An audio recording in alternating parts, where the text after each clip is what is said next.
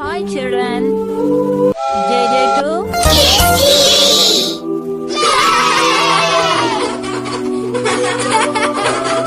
முட்டாள்களுக்கு வீண் உபதேசம். வளையப்பட்டி என்ற ஊரில் சலவை தொழிலாளி ஒருவர் இருந்தார். அவரிடம் 2 கழுதைகள் இருந்தன. அவை இரண்டும் ஒரு நாள் மிகவும் வருத்தத்துடன் பேசிக்கொண்டன. நாம் சுமந்து வரும் அழுக்கு துணிகள் மட்டும் சலவை செய்ததும் வெண்மையாக தெரிகின்றது. ஆனால் நாம் மட்டும் ஏன் அந்த துணிகளைப் போன்று வெண்மையாக மாற முடியவில்லை என்று தங்களுக்குள் கேட்டுக்கொண்டன. அந்த பக்கமாக வந்த ஒரு ஆடு கழுதைகளின் முட்டாள்தனமான பேச்சை கேட்டு சிரித்தது. பின், கழுதைகளே நலமா என்று கேட்டது.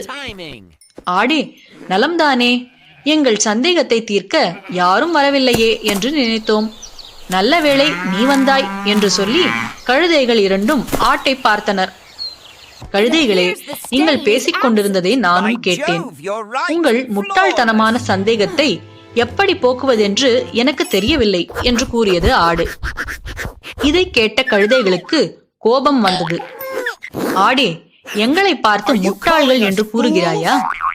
எங்கள் சந்தேகத்திற்கு உன்னால் விடை கூற முடிந்தால் கூறு, இல்லையேல் இந்த இடத்தை விட்டு ஓடு என்று கோபமாக கூறின.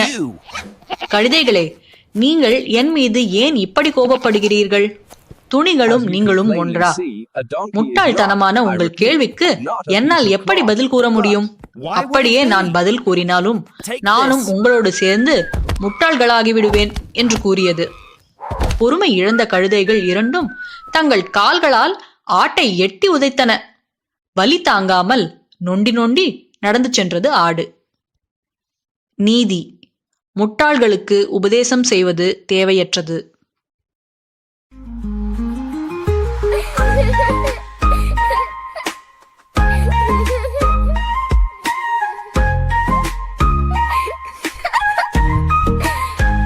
Thanks for watching your JJ2 Kids TV.